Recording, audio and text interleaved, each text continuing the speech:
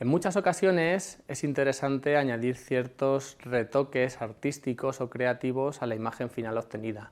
Después de todo el pipeline gráfico, el resultado final no deja de ser una imagen bidimensional. Mediante el actuador Filter 2D podemos aplicar efectos dentro de Blender y en tiempo real, igual que si estuviéramos utilizando un programa de manipulación de imágenes. En este vídeo veremos algunas de las posibilidades de aplicación de estos filtros que por otro lado además permiten su gestión en capas y definir un orden de aplicación de los filtros. Se abre un enorme abanico de posibilidades creativas utilizando este actuador. Vamos a ver su uso sencillo desde Blender.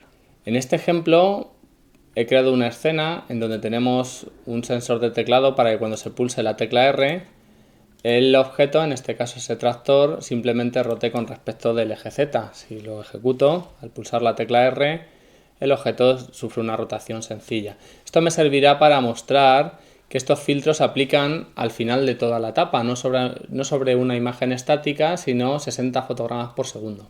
Estos filtros pueden verse como los filtros que se aplican en programas de edición de imágenes como Photoshop o como GIMP. Después de que se ha obtenido la imagen bidimensional, se aplican y se pueden aplicar en diferentes capas.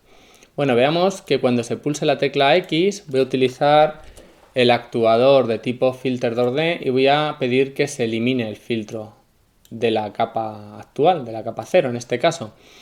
Y vamos a añadir de nuevo otro actuador de tipo Filter 2D y vamos a probar algunos de los filtros que incorpora Blender. Por ejemplo, podríamos probar el Invert. El Invert es una inversión de color, de tal forma que cuando pulso la tecla A aplico el Invert y vemos cómo los colores simplemente se invierten. Con X puedo eliminar el filtro y con A lo añado. Bien, vamos a probar otro, por ejemplo, el Blur, que es simplemente un desenfoque, de tal forma que puedo tener la imagen final desenfocada. O algún tipo de filtro de detección de bordes, como por ejemplo filtro de tipo Sobel, que utiliza ese algoritmo, ese método, para la detección de bordes en la imagen. Escala de grises,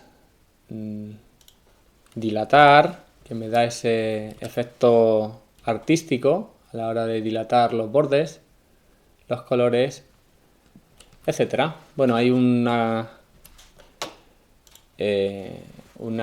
gran cantidad de filtros ya implementados y además podríamos implementar mediante scripting en Python e indicar aquí el shader que nosotros queremos aplicar, escribir nuestro propio filtro.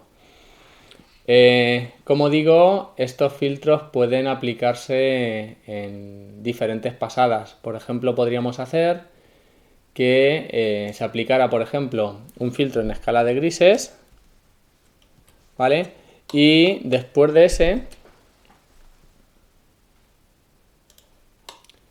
en una pasada posterior, podríamos aplicar, por ejemplo, el que hemos visto antes, el de Sobel o el Prewidth, que es también otro filtro de detección de bordes, de tal forma que al ejecutar vemos como la imagen se pasa a escala de grises y además posteriormente en la pasada 1 se aplica ese filtro.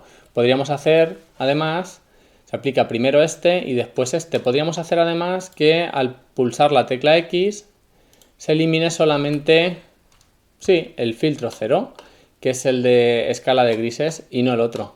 De tal forma que ahora al ejecutar pulso A, añado el filtro y al pulsar X simplemente estoy eliminando el de escala de grises, de tal forma que el otro se quedaría activo. Como digo, esto nos da una alta potencia ya que podemos aplicar filtros en diferentes pasadas y al igual que hacemos con programas de manipulación de imágenes, aplicar un filtro en una capa y en la capa siguiente otro filtro de imagen 2D.